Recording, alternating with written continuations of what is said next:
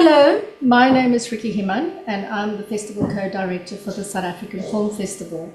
And today we're going to be talking about the Friendship Bench, the program, the impact of the program in context of the film. And I would like to give a very warm, soft welcome to our guests today, Dr. Bernhard Ripperger, the Assistant Commissioner for Community Correctional Services in New South Wales here in Australia. And then I would also like to give a very warm, soft welcome to Dr. Dixon Chibanda, all the way from Zimbabwe. And Dr. Dixon Chibanda is the brilliant mind behind this Friendship Bench program in Zimbabwe that's actually become a global mental health revolution. So to start the conversation, when we invited the film to our festival, I had a long conversation with the producer, Graham Leader, who resides in New York. And he was telling me how he met Dr. Bernhard Ripperger at the Berlinale Film Festival. You went and saw the film, and apparently afterwards you just went to him and you said it made such a huge impact on you. And just thinking about the work that you're already doing in Australia at the moment. So then when I met Dr. Bernhard, we said, okay, well, today I think it will be really nice if we can lead the conversation with Dr. Dixon Chibanda. And if you don't mind, to start by also acknowledging the traditional custodians of our land, and maybe just tell Dr. Dixon a little bit more about it. Absolutely. Thank you so much, Ricky, and hello, Dixon. So I will start by acknowledging the Walbunja people of the Yuin Nation, the land where I am here today, taking part in this meeting, and pay my respects to their elders past and present. It's a thing that we do when we have important meetings to pay our respects to the traditional owners of the land on which we're meeting, as a way of showing our respect for the First Nations people of Australia. And yes, as Ricky said, I saw the film in Berlin, and it's an amazing piece of art, but also obviously an amazing story. And I was immediately struck by how the approach that was taken in the Friendship Bench has so many possibilities for us. And again, on the back of talking about our First Nations people, although we're very different contexts in Zimbabwe and Australia, there are some similarities. And I think for me in particular, starting with recognising the role of trauma and intergenerational trauma amongst the people and the impact on their mental health was such a huge thing. So I was just wondering, Dixon, if you could sort of comment on what you think the significance of this type of approach in the Friendship Bench in the context of people who suffer a lot of trauma and intergenerational trauma. Is there a particular strength in this approach compared to more conventional approaches to dealing with mental illness? Yeah, thank you. Firstly, I just want to thank you for having me. And yes, to answer your question, this is a simple and yet evidence-based approach to narrowing or reducing the care gap for common mental disorders, including post-traumatic stress disorders. As you may very well know, we have a huge care gap or treatment gap for mental, neurological, and substance use disorders across the globe. It's not just a problem that we face in Africa, as is thought, but this is a huge problem across the world. And I think the Friendship Bench is a model that can benefit communities across the globe, and we are beginning to see a lot of that through our replications in different parts of the world. And so to answer your question in brief, yes, I think this could be a model that could be highly effective in Australia as well. Okay, excellent. And look, the other thing that struck me, again, we are starting to do a lot more work acknowledging the power and insight of culture and lived experience and peer support in addressing some of these issues. And for me, watching the film and thinking about the work and having read some more about the work that you've done in the Friendship Bench, whilst it may have come from necessity, using the resources you had with the Go-Go's, is there part of you now that wouldn't do it any differently? You know, with each replication of the Friendship Bench, we continue to learn. You know, we've just recently replicated in El Salvador, and in Brighton and Sussex, where we were training.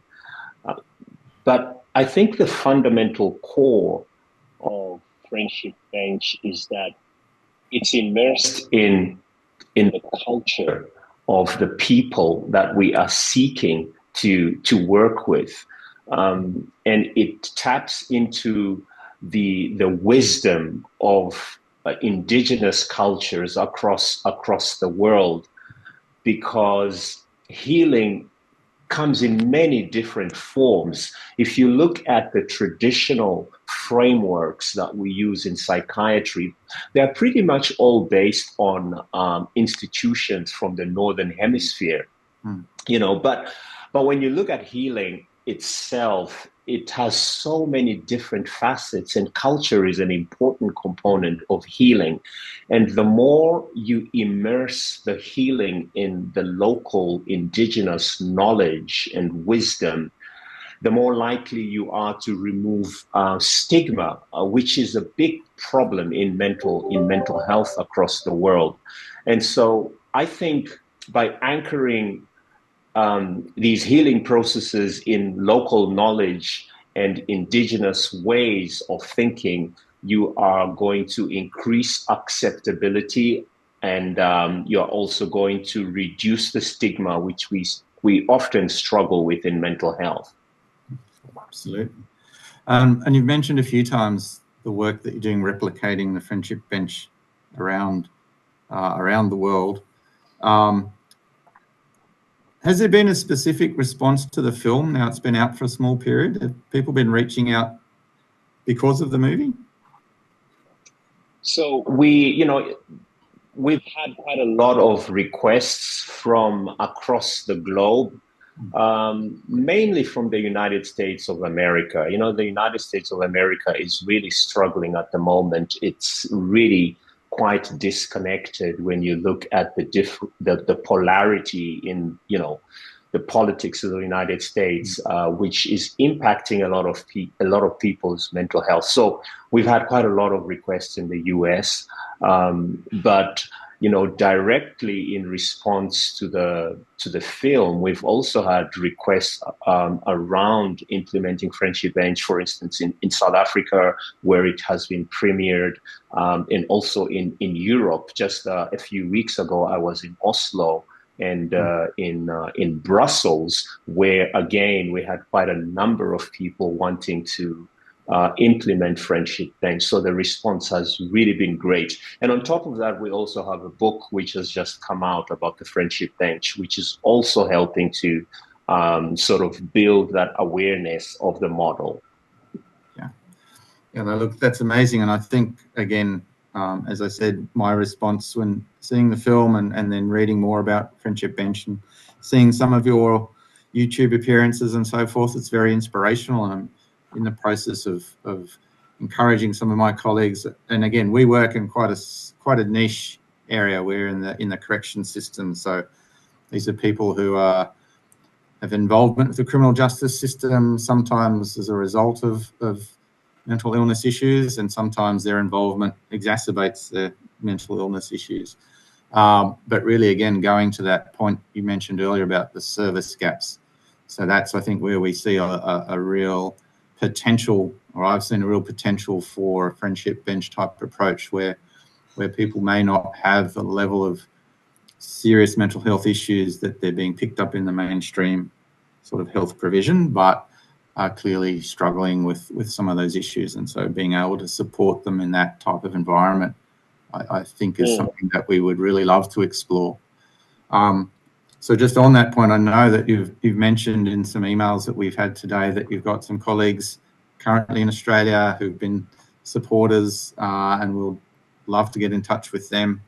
And I think we may well have the opportunity to communicate some more in the future. But do you have any plans to come to Australia yourself? I would love to come to Australia. One of my very close friends who I was actually alluding to in the email, Dr. Edias Shumba, he's a registered medical practitioner in Australia. He has always been talking about, bringing Friendship Bench to Australia, but I guess the time just wasn't right. But, I'm hoping through this engagement, we can truly start exploring how best to bring Friendship Bench to Australia, because I would really love to do that. So I think there's a green light there, definitely. So let's look into it. Okay, that sounds excellent. Thank you so much. Yes. It's a pleasure. I might on that hand back to Ricky. Yeah, so just listening to this conversation, we are extremely excited as a festival, obviously, to launch this documentary, The Friendship Bench, and at the same time to hopefully launch this conversation that's going to kickstart this whole program for us down under. So for any of those that are listening to our conversation today, our Australian premiere is this Saturday at 3 p.m. in select cinemas across Australia, and it will also be featuring in New Zealand, Dr. Chibanda. So hopefully that will be your next place that you will be able to go to next. Well, thank you very much for today, and we hope to see you in Australia then in the coming future. I'm looking forward to that. Thank you very much. Thank you for having me.